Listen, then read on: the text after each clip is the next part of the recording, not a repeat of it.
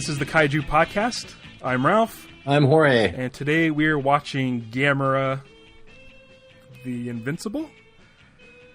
Gamera, the giant monster? Yeah. And then two different spellings of Yeah. Gamera. Oh, yeah. So, yeah. Well, okay. So this was part of like the one with two M's, you mean? Yeah. Yeah. When it was first released in the US, they put two M's. That was so that people would pronounce it Gamera as opposed to Gamera, I think. Oh, okay. And then after that, they're like, all right, everyone knows what it's called now, I guess. Yeah. And then I read that this is the only Gamera movie to get released in the United States from like the original series. Really? Yeah. Ever? Mm-hmm. Wow. This is a Daiei motion picture, which it was, yeah. So it was like in a way their attempt to be an answer to Godzilla, which is kind of interesting because in 1965 Godzilla was already doing color movies, but this one's still in black and white. Yeah. Right? Also, Daiei was like a supermarket chain in Japan as well. Okay. It's not. I'm pretty sure they're not related. Like I don't even think they're the same parent company. But I just know that because there's a few in Hawaii and they changed their name to Don Quixote. And yeah, so there's that. So I watched both. Okay. Japanese and the American release, and there's a lot of discrepancies. You watched... Yeah, I watched the American release and then some of the Japanese release. And then I found out that there was another release. What? Like in the 80s. I just found it out. Of this movie? Yeah, so what they did... And did they change it? There was... Well, what happened was there was a company that bought the rights to the original run of Gamera movies. And they took the original Japanese version and did a dub without any edits. Oh. So it'd be like watching the Japanese version just without subtitles. Okay. Which would probably be the ideal one to get as far as taking Ease notes. of watching it? Yeah. Maybe. There is some stuff that I mean, I you know, apologies to the purists. There's some stuff where I felt that the American reworking of it did clean up some plot hole stuff pretty well, and also just kind of made it flow a little more straightforward. And they just added some little nuances. Although they downplay the kid more in the the Japanese has got all these whole like B and C plot point things that happen, which just got edited out essentially because they didn't fully further. Well, what I thought was funny was that there's American actors in the Japanese version, and they got edited out for, I guess, better actors. Well, are they American actors, though? I don't know. They have accents. Or are they just basically Caucasian actors? Because, you mean the military guys? In the Japanese version, there's... Which parts? Which parts are you talking about? Towards the beginning, I noticed a couple. There was a interviewer that had some kind of accent, but he looked like just a white guy, and he was speaking English. Oh, right. Oh, right. Sure. When the New York studio in New York? Yeah. Yeah, okay. But then there was like a military guy who's kind of like a fat, kind of pudgy, bald guy. Yeah. And that guy got let's get into those in a little bit. Let's kind of I wrote a lot of notes because I watched both, and then I tried to kind of like combine my notes so that I could be like in the same part of the movie, but then switch between the two different types. Okay. You know, we'll see if that works. But yeah. But not only that, also in the Japanese version, later there are basically white guys speaking Japanese. Okay. Pretty well, for my ears, but I don't know. I know, like when I hear, sometimes actors speaking Spanish, who are supposed to be part of a family, and they'll have accents from different regions. But I don't think to like people who don't speak Spanish could hear the difference necessarily. Mm-hmm. And I that might be the case for me too watching this. But okay, we'll get to those in a moment. First of all, I just the when the American release, they added a theme song to the beginning. Yeah, which is basically like the Batman theme, without the ba da da da da da da. Yeah. Because it's just basically they just sing Gamera, Mm-hmm. and they do that twice, and then the movie starts. Which is also great because later they say that's the song that the teenagers are singing when they want to dance. I thought it cut to like a music video. Oh yeah, it was. The timing of that is interesting too because it's like right when something's. There's a few times where clearly they didn't quite fully figure out.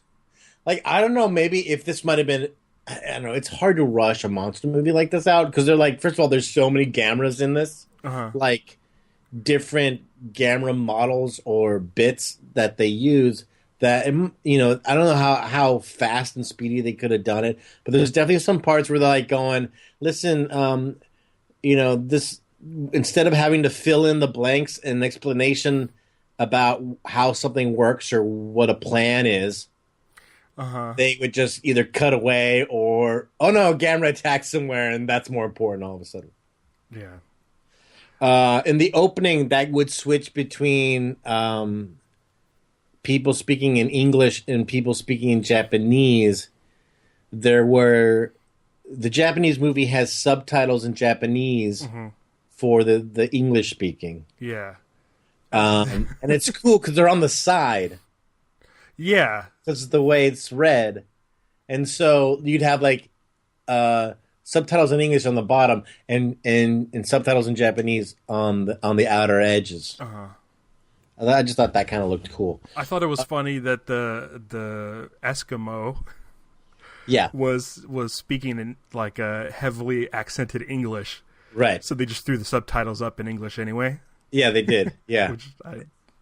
That always bothered me when I'd watch Masahiro Morimoto on Iron Chef, and they would subtitle him. Yeah. And I was like, he's speaking English. That was the use of the word Eskimo was my first of what I like to refer to as cringe moments of the movie. And not only is it I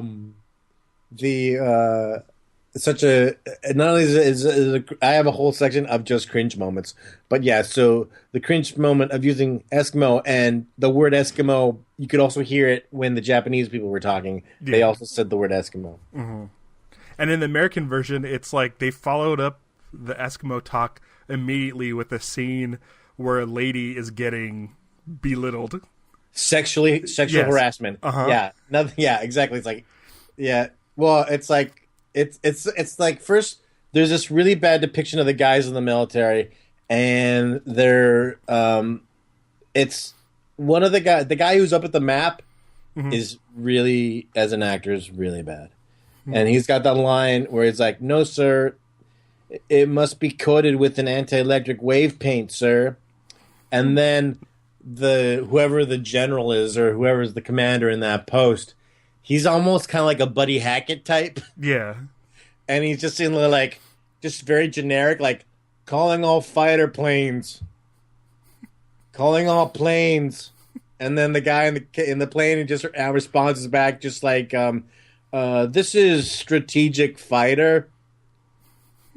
Just generic. And there's another part where later they're in the Jeep, and they're calling the Jeep, and they're like, command car. Yeah, this is command car.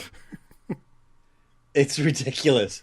In that sense, I think, in that sense, the American version, they at least they gave them names, the guy in the plane was something like, hey, this is Hawk Leader, Foster Affirmative, like something like that.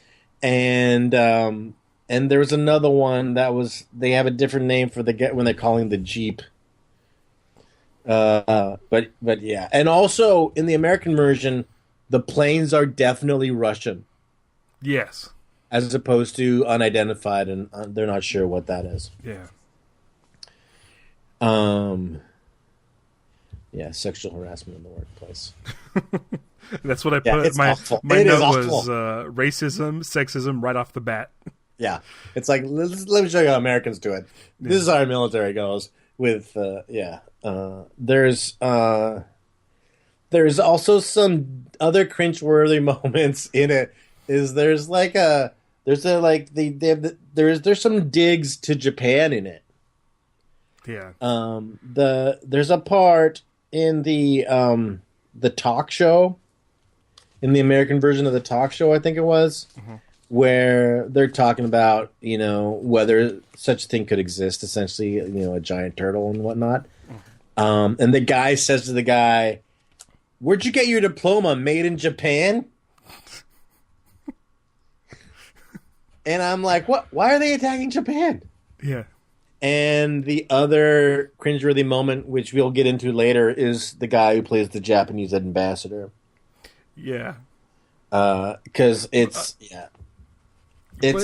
we'll get into it. It's so heavily accented that I feel it's got to be forced. Like sometimes when you'll get a script and they'll write the accent in the words. Yeah. Like they'll force it because they gave him a lot of L words so that he would say them as an R in it. He says, as long as we are able to feed him, he says, feel surprise. He says,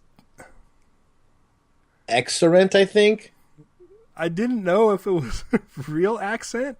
I don't think it was. It didn't quite feel. This is my interpretation. Yes, there are people who have accents, and it does, but it felt like he was hitting them a little. Could it be harder? Could it be because of the rest of the UN was sort of almost caricatures of the different nations? Well, I think. Because the Russian. I think it is that in the sense that whoever wrote it and directed it made it that way. But I don't think my hunch, although I couldn't find a listing for the actor who played the Japanese ambassador, but my hunch was this is basically a native English speaker who now has to basically do this type of job, and so he has to do it with the accent. It's terrible. I was writing them all down. He says, "Our men are working around the clock to complete the installation," and it's like how many L words can we put in here just so we know, just so people can fully get a full grasp on how thick this man's accent is. Oh, to read Gamera to the location, and I don't know what the last part because it says script, but I don't know. I don't know what I wrote there.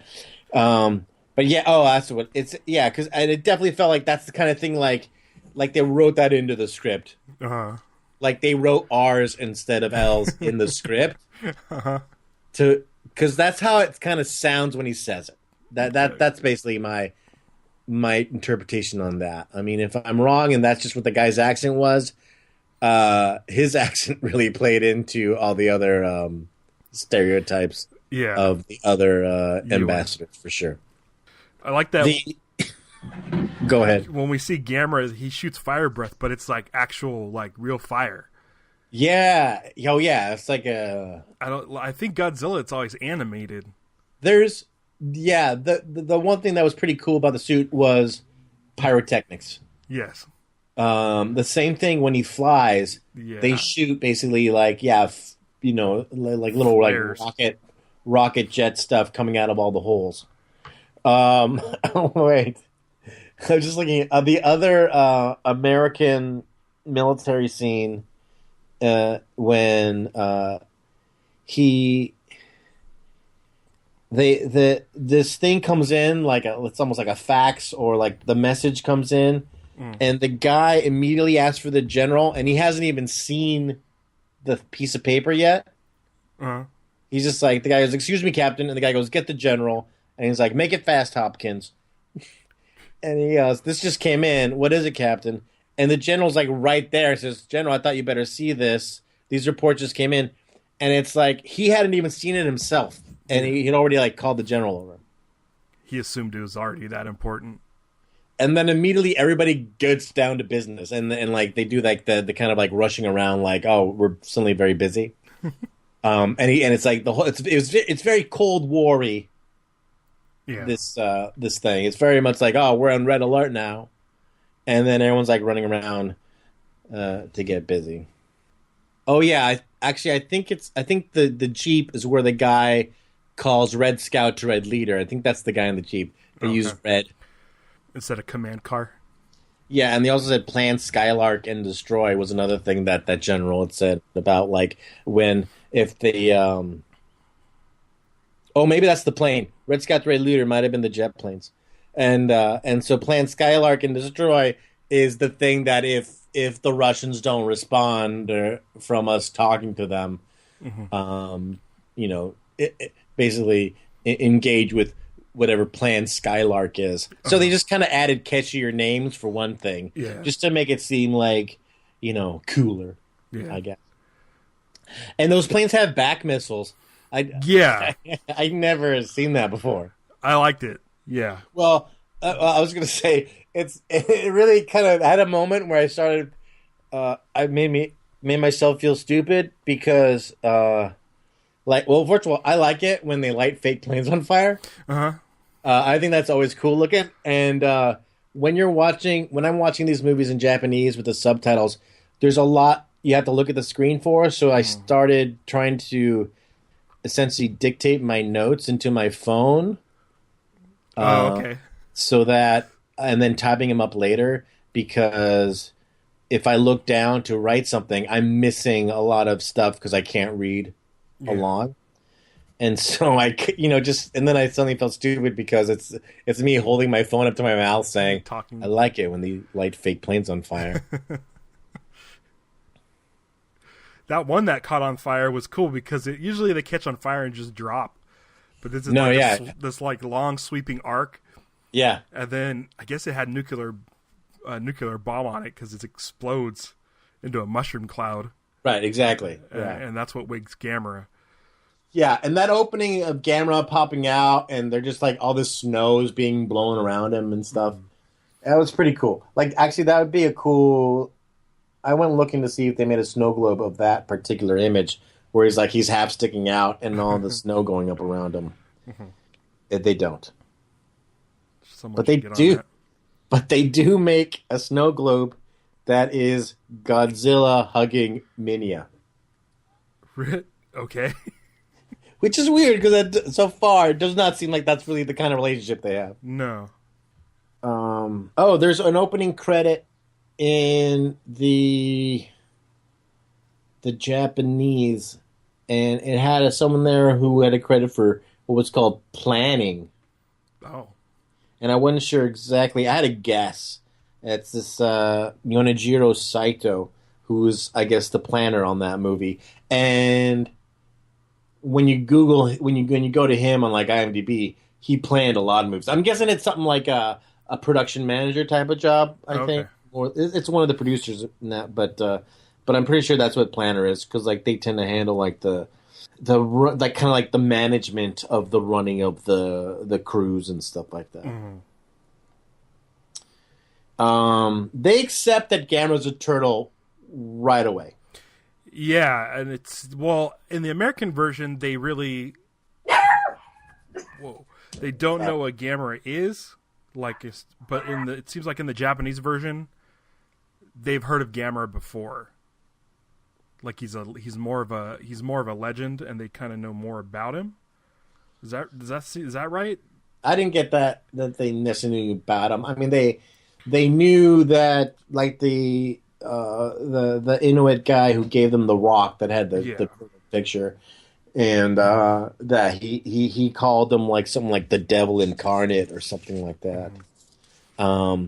But I don't know. It's like it seemed like, as opposed, like, instead of being like it's a monster or whatever, it seemed like they went right to it's definitely a turtle. That's a turtle. Well, I mean, And like, but it has tusks. It's a yeah, turtle with tusks though. It's just a really big turtle. yeah. Oh, was one of the things that happened in it? There's a shot of a pilot and he's got his visor down. He's sorry, I knew that would happen. Whenever I call my mom and leave a message, I know she's gonna call right. She's gonna call back right at the moment when I'm doing something. We'll edit this part out. Okay, so yeah, so there's a shot of the pilot who he's like I don't remember. I think he's one of the guys who flies over to check out Gamera, and he's got his visor down, and he pulls it up, and it's a Japanese guy who does his whatever his lines are and stuff like that. But in the editing for the American version, they just leave his visor down the whole time, and I think they just tried to pass him off as an American pilot for that little bit. That's weird. Yeah. Yeah.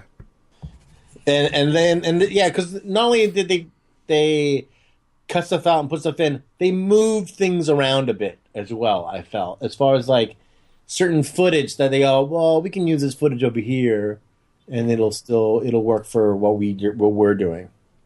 Oh, Gamera's the devil's envoy, not the devil incarnate.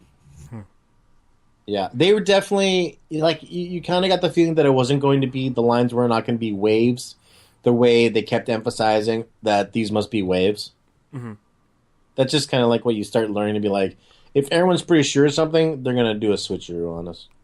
Gamera busting the ship and then breathing fire on it. This is by the way, this Gamera is pretty mean in this. Yeah, I was thinking that too, because there's one point where he just lights people on fire. Yeah. And because, like, I don't really know much about Gamera. I always knew he was the protector of children. But in this movie, he's like the protector of a child.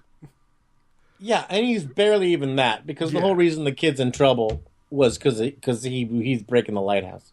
Yeah. I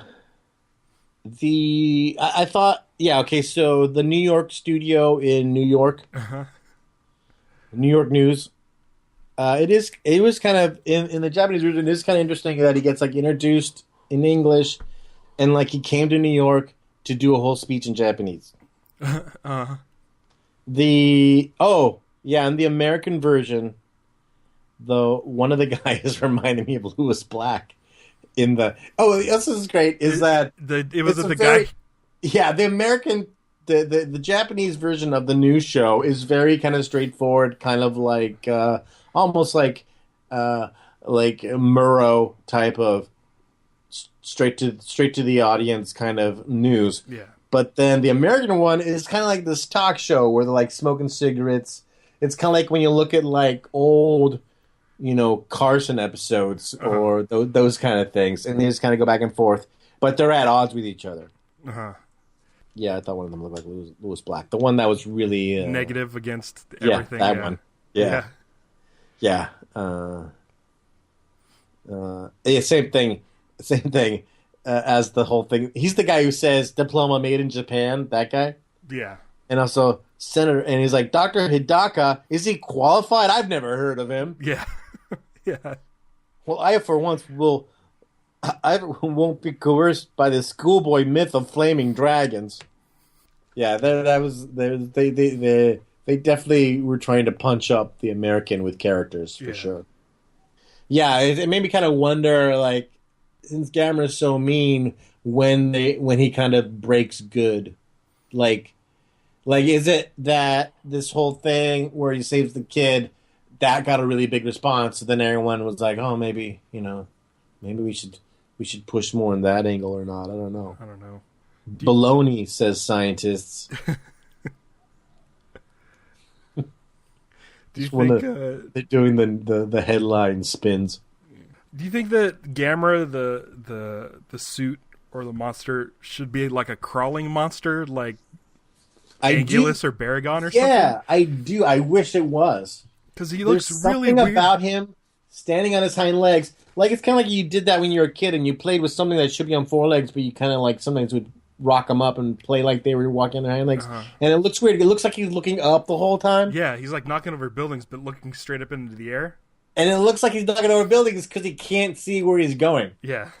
There's even a part where he knocks over that chimney at the power station, and then he kind of like almost like he has to steady himself, where it kind of looks like he was grinding on it a little bit.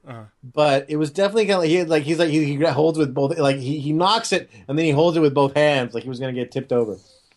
Yeah. Which we all know is bad for a turtle. Yes.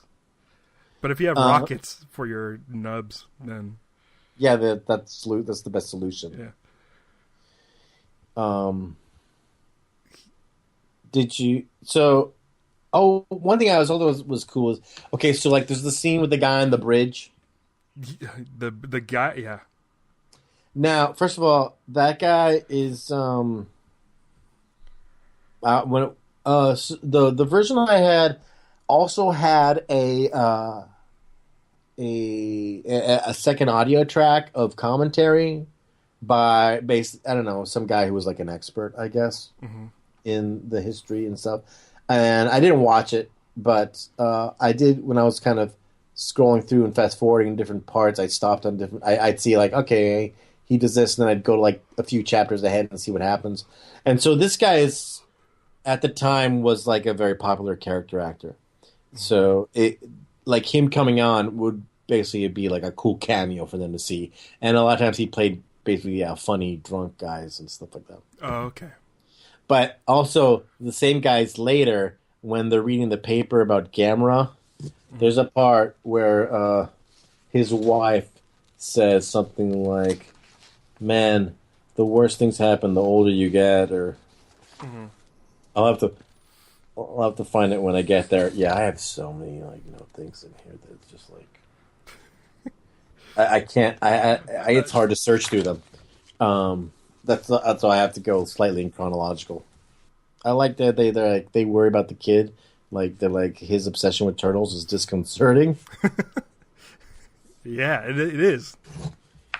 It gets disconcerting for us a little bit later after he's forced to let when he has to get rid of the turtle, and when he comes back looking for it in the Japanese version, they're playing this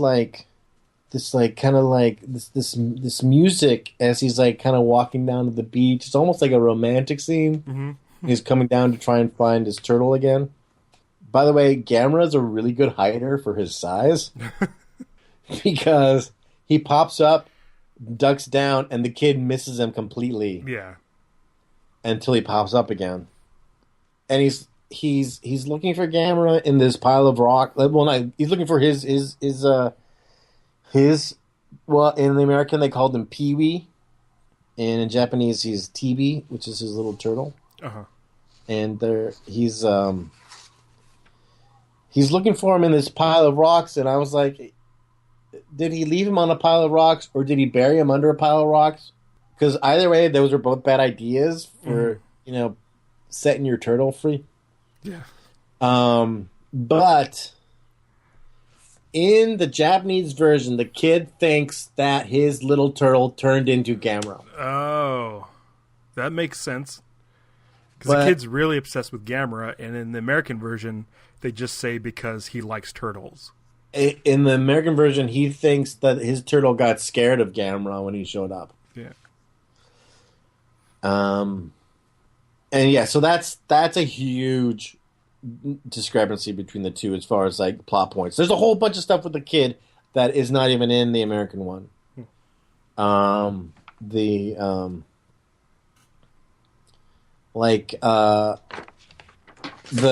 kid in the American version doesn't even know Gamera saved him. He I don't know, it's like he fainted or something like that. Yeah. And he's like, what happened? And they're like, Gamera just saved you. And yeah, and so As the kid's yeah, when the kid is obsessed because he wants to get a closer look at Gamera and he climbs up the thing. I have no idea where I'm going with this. But yeah, the things in the two of them and the differences between them. Because later there is a scene when so obviously Gamera destroys where they live in that lighthouse area. Yeah. So they have to go to Tokyo to live with their uncle. This is in the Japanese. None of this is in the American version. And so what happens is there's a scene. Well, even before that, the whole thing about using nukes. Sorry, I'm jumping all over the place, and I'm kind of like hijacking this whole conversation. It's fine. But when they're coming up with things that they can basically shoot at Gamera to try and defeat him, and they're like they're gonna shoot him with nukes at one point. The Americans are gonna. Well, they're gonna ask the Americans to basically use their nukes on him. Yeah. And by the way, another thing that's different is that when in the Japanese one where they say, "Hey, let's see if the Americans can use their nukes on them," it immediately cuts to trucks with missiles on them being raised and getting ready to shoot, as opposed to the whole thing where they have to go to the big, they had to have all these other meetings and stuff in the American one to agree to do them. Yeah. The first thing they think about shooting at Gamera, they think to see if they can just hit him with steam. Mm-hmm. And they're like, no, because he's been hit with an A-bomb, and that's considerably hotter than whatever steam you're going to do, so that's probably not going to be the problem. And then they decide they're going to hit it with nuclear missiles. Now, this is where I kind of had this moment where I had to go online and Google, and maybe I'm just dumb in this category, but nuclear missiles versus an A-bomb and the differences between, and basically it made me look up what a nuclear bomb was versus an atomic bomb versus a hydrogen bomb. Do you know this difference? No. Okay, good. So I don't feel as stupid. Yeah, I think I always just categorize them as the same thing. As one and the same, exactly. Yeah. And so an atomic bomb is the kind of bomb that uses nuclear fission. Okay. Which is the splitting of atoms. Mm-hmm. An hydrogen bomb uses nuclear fusion, which is fusing atoms together, essentially. Atoms coming together, and that's what makes that energy to cause the explosions and stuff like that. So technically, they're all nuclear. They're both technically nuclear bombs, essentially, but they just use different types of nuclear energy to create the destruction that they create. And the nuclear bomb doesn't exist. Okay. Thank you. That was just a last little bit to throw in for my own. But yeah, that's what that was. Yeah, I was like, yeah, because in my head, that's always been, one thing, and then the other. Every atomic bomb is a nuclear bomb, but every nuclear bomb is not an atomic bomb. Okay. Yeah, that's one of my. That was my other big Google of the thing. Oh yeah. Okay, so the kid. By the way, the kid is Toshio, right? So Toshio is the reason they don't use nuclear bombs on Gamera in the Japanese version. He goes, "Don't do it." You know, Gamera doesn't want to be bad. You know, he says to the guy, he says, "All turtles are good, aren't they?" Which was kind of made me sit and go like, so what is, like, does that lead to like there are animals that are inherently bad versus animals that are inherently good? But yeah, that's so he meets the doctor. earlier on at this beginning part when he stops them from using the nuclear bombs. But in the American version, the first time he meets them is at the in Tokyo after they go and live with their uncle already. Okay. But so the scene when they first arrive in Tokyo, there's a scene where the kid almost gets hit by a car because he's carrying a bag full of rocks. And he spills them and in the car. There's a breaking car as the kid kind of stumbles and some rocks fall out of his bag. And his mom's like, "What are all these rocks for?" And they're like, they're basically there for Gamera's nest because he thinks his little turtle. That's his rocks. And then another plot point that isn't in the American version at all then is there's a scene where, so all the fish have pretty much died in the ocean because of Gamera. There's all these kind of problems that Gamera's causing in like Tokyo Bay and whatever. So the Tokyo's mom's uncle, which is where they're living, Toshio's mom's uncle, which is where they're living, he's in the fish market business, and he has to sell canned fish because all the fish have died. And there's a scene, and that's just kind of the opening of this scene. But then what happens is Toshio's fighting with this other kid because this other kid stole his rocks and threw them in the ocean. And there's a part where his uncle says to Toshio, like, "Don't worry, I'll buy you new rocks." It's this why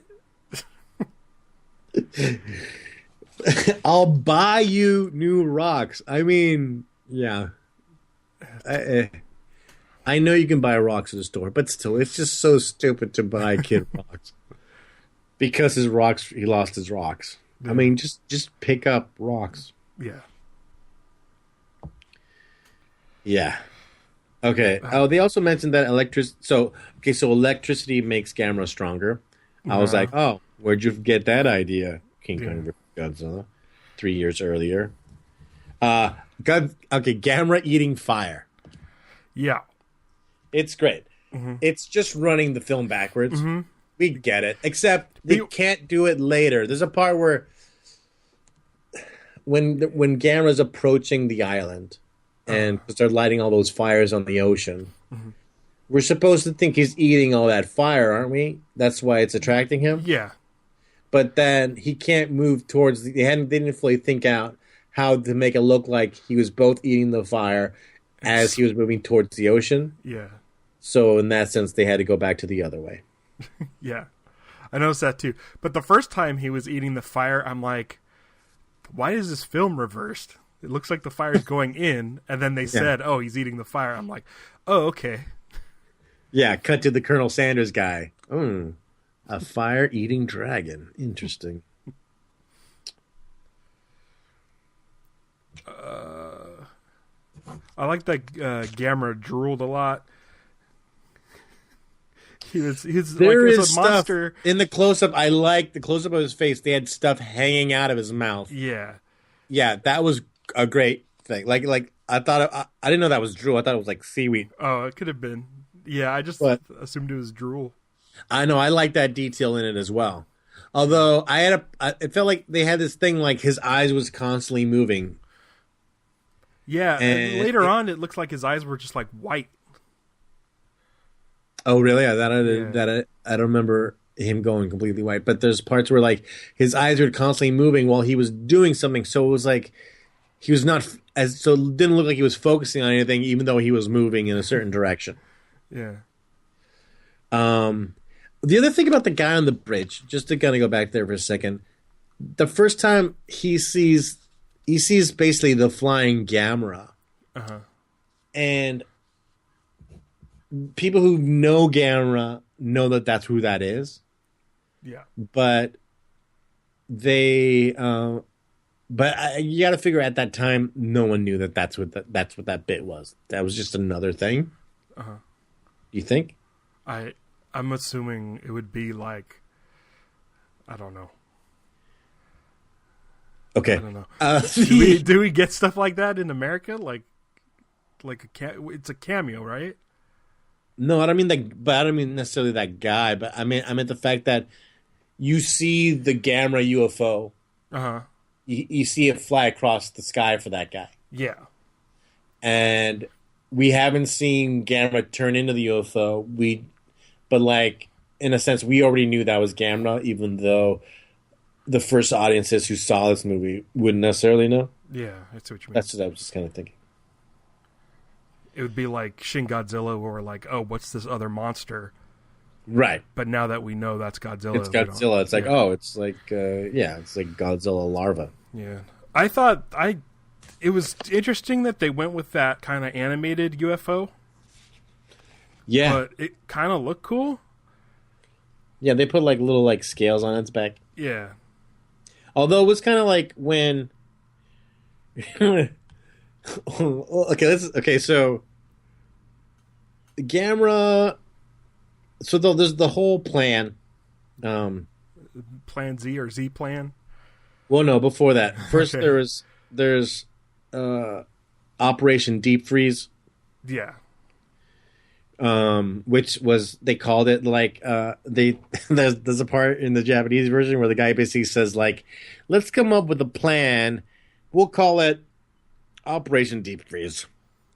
I don't have the details yet, but as long as we got a good name, we know it's going to be a great plan. And it definitely had this kind of quality where anytime there's like a detail that had to be hammered out, that it was more important to kind of make it catchy in its name in a way.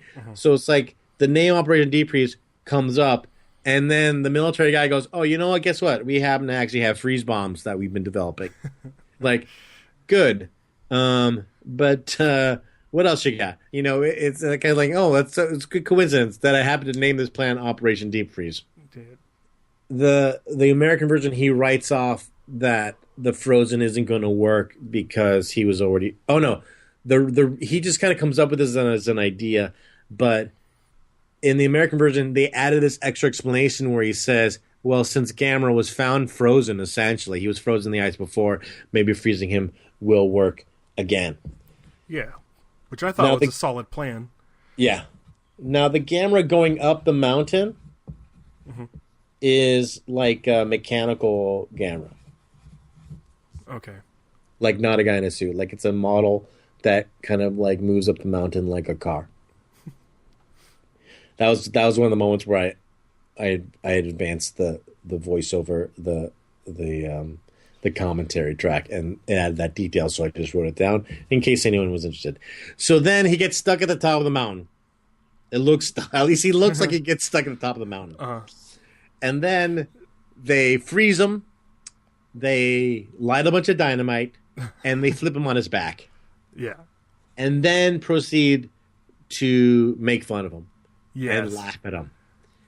In the Japanese version, they say, now we just have to sit back and watch him starve to death.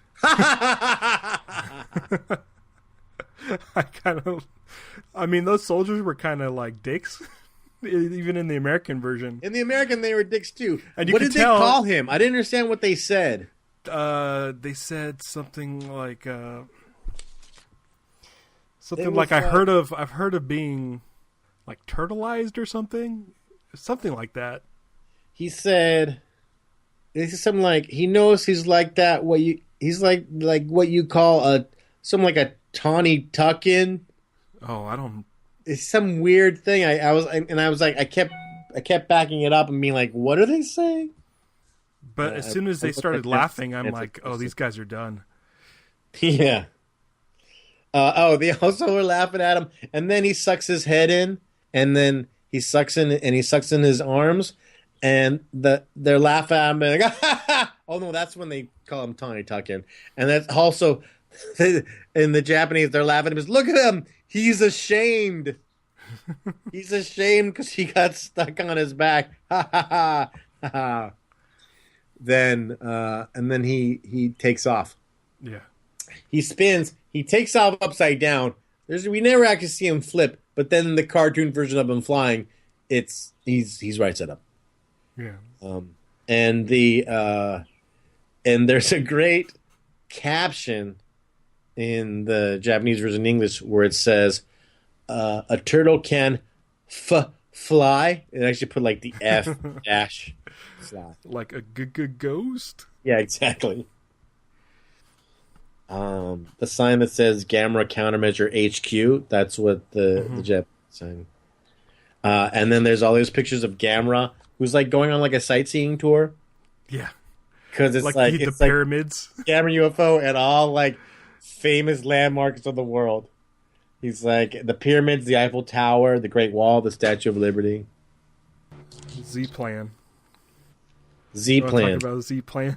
Okay, so Z-Plan. They decided to launch Z-Plan. Again, there's no explanation of what Z-Plan is. No. And they do this thing. I mean, the same thing with Z-Plan where they're like, how are we going to attract Gamera to this island? Oh, hold on. Okay, so they say, we're going to do Z-Plan. And he says, here's the thing. The Americans and Russians have been working on this island for human advancement, and that's all we know about the island. Mm-hmm. That's all we know about Z-Plan, is that the Americans and Russians are working together in this place for human advancement. We don't know anything like that, and except in the American version, they say that it's like a space installation and a weather observatory, but that stuff wasn't in there before. Yeah. And Z-Plan is nuts.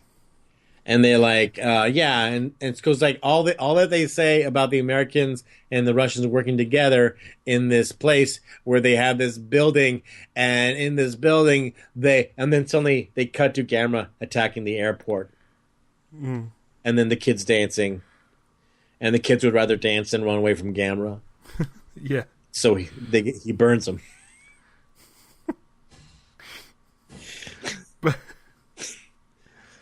Okay, so okay, Z-Plan. We'll discuss it. So, step one of Z-Plan. Step one of Z-Plan is Z-Plan isn't ready yet. So, let's slow Gamera down by sending train cars filled with fuel at him. Uh-huh. Kind of reminded me of trying to crash trains into Shin Godzilla too. By the way. Yeah. Because it was kind of hard to tell. I was like, is Gamera supposed to eat these trains? I guess once they were to catch, they assumed they would catch on fire. Because they look like fuel cars, and then that would probably slow them down. I thought they wanted Gamera just to ingest the petroleum. I thought he was just going to ingest the petroleum. Yeah. And then Gamera starts pulling on it like a rope. Yeah. Somehow the kid snuck by all these people. Mm-hmm. To get on the thing. And then, so are we to assume that their tanker blew up? Because you just kind of like, it's kind of like a sound effect, and then them kind of like falling on with their knees, right? Yeah. There's this another thing where they gloss over details in the Japanese version as far as Z-Plan goes, is when they say, how do we draw Gamera to the island? And the doctor says, I know how, and let me tell you. And then it goes to a voiceover says, and thus the Z-Plan was put into effect. They're really keeping it a secret. Yeah. Which makes it even more nuts when it happens. It's a mess. and all the elements worked against it. And okay, so they light fires in the ocean, right? Yeah. And that attracts Gamera to the fires. Mm-hmm. But then the wind starts picking up because the typhoon. The typhoon, yeah. So then Gamera starts losing interest and turns around. By the way, as Gamera was approaching, the kid tried to warn him. No matter how many people Gamera burns, the kid still thinks Gamera's good. Yeah. And then it starts to rain. Oh, no, yeah, the guy starts lighting everything on fire. Yeah, and they like burn this like house thing like a crazy person. He's lighting all their tents, he's lighting everything on fire, and that suddenly Gamera's interested again, and then it really starts to rain hard. So then that fire starts to go out. So then oh no, the camera's going to walk away again. And then luckily a volcano blows up. Uh-huh. And we're back on. That's the thing, is when the volcano exploded, I was like, is that Z-Plan? No, they just got It lucky. just happened, right? Yeah. Yeah. Because, well, clearly I know what Z-Plan is now, but at the time, I didn't know. And so I was really trying to figure it out. They kept us in the dark on purpose. And then the volcano We're not explodes. even at Z-Plan yet. Yeah, volcano explodes. Where can we get Gamera so we can initiate Z-Plan?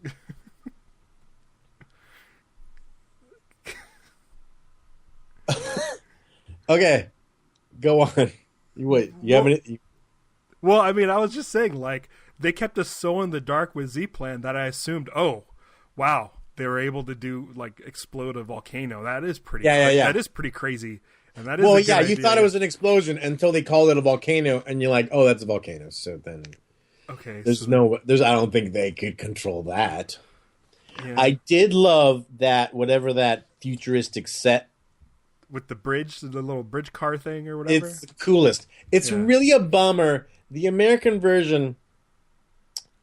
You should. Did you see this scene in the Japanese version? I didn't. The thing about the Japanese version is it's widescreen. Yeah. And the American is pan and scan. And sometimes the pan and scans are so blatant that in the same scene you see them do the scan where they see them pan over and be like boom and then slide over, because it's a full basically painted set that they put little people going down, walking to the elevator, going up, and then the elevator goes to the right, and then they get out. Mm-hmm. It's the whole thing. You got to watch the whole thing just from the same angle in the wide, as opposed to having to kind of slide the whole thing over. Mm-hmm. But I love that type of futuristic artwork with a lot of round bubble-looking glass and stuff like that. Yeah. Do you want to get into Z-Plan? What happens? So Gamera's heading towards his island, and there's this they got this circle of flames going up. Yes. In the middle of this open area. And we know Gamera loves fire, yep. So naturally he wants to go jump in the middle of it. So he does, but the ground kind of drops out and segments into a bowl shape, these stairs. And so Gamera walks down into the stairs where the fire is, and out of nowhere, next to this circle that Gamera's standing on, the ground slides open, and a dome encases Gamera. Yeah, 2 half domes, clamshell shut over Gamera. And I'm like, that's nuts. That's awesome. They're able to capture him. The end. But wait, there is more. It's not just a dome. It's actually the nose of a Kaiju launching rocket that shoots him to Mars. Yes. What was the original purpose of this gigantic rocket? So after all this, after the whole thing happens, I went, okay. So the Z-Plan research building is basically designing rockets that can hold monsters. That's a very specific, to make a rocket that can do that much, that big. I mean, I don't know what the plan was, unless they were planning to fill that many people to repopulate Mars.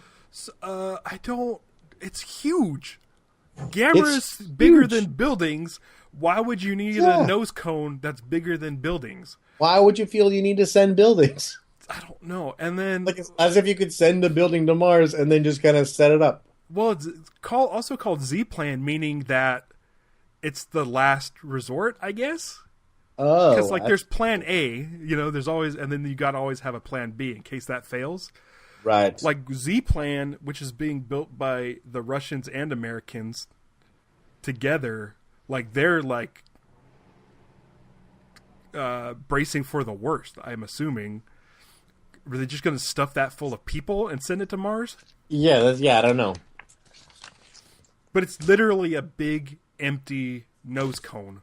that's Yes. specifically meant for trapping something in. Right. Yes. It's exactly right. Unless you're It's a very specific rocket for people who didn't know Gamera existed yet. especially since there's flames there to attract Gamera. You're right. Well, yeah. Unless when they started talking about Z-Plan... Yeah, the flames were originally there just to kind of... Because they wanted to look cool when the rocket gets launched. But it just so happened they lucked out with Gamera being there. I feel like Z-Plan is so specific that there's no reason they should ever have questioned it.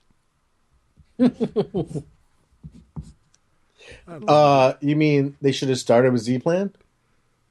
Well, if the first time anyone brings it up, everyone should be like, oh, yeah, that sounds perfect. There should be no hesitation.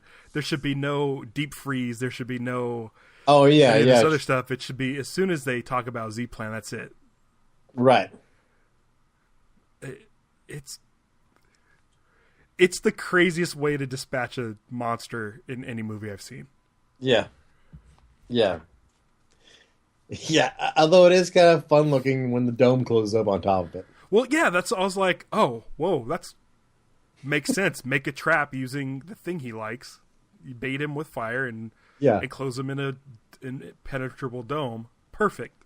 But the fact that it's the nose cone of a rocket, I was like, oh my god, that is nuts. Like, you could have just left him in there. You didn't have to fire the rocket off, but I mean, you could have. Essentially, what you could have done is just trapped him in this thing, and then be like, well, what do we do with it now? Let's stick it in a rocket, But no, it was like immediately out of the gate. If we're gonna capture something, we want to send it out to space. It wasn't like they had years of this thing inside this thing, or it wasn't like, let's put him in the dome, and then now we just wait until he starves to death. Again, yeah. The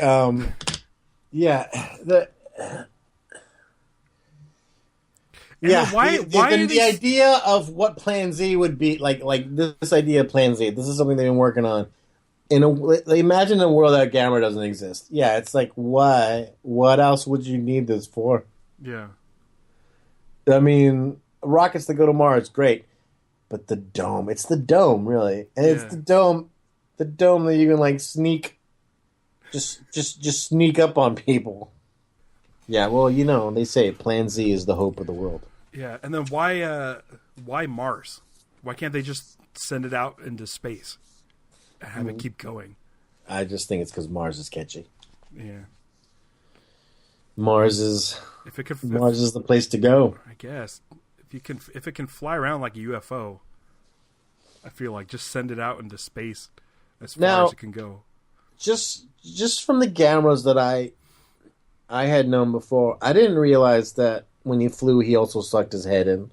Like, I imagine him flying with his head out. I think there is that version.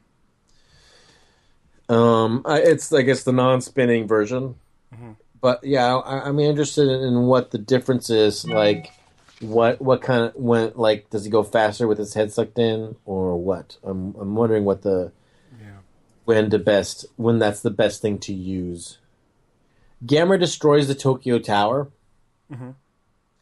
and I made me kind of also wonder if that's kind of a recurring thing. Like, I wonder because Tokyo Tower is a pretty iconic landmark for Japan, that I kind of was wondering if that's going to be if we're going to see a lot of monsters destroy Tokyo Tower, basically, periodically in different movies, like we saw it in SOS. When I think Godzilla basically lit it on fire. It's like Mothra jumps out of the way. Yeah. So I think that's that might be something to keep an eye on. Another lonely boy, like I think the lonely kid is definitely kind of like a motif that will keep an eye out, be like part of the boxes you check for a given movie. Does it have a kid that's lonely? Yep, this one's got it right there. Yeah, because that happened in Godzilla's Revenge and in, I think, also Tokyo SOS. The kid that made the Mothra symbol out of desks. Yeah, kids that have no friends. Yeah. Fire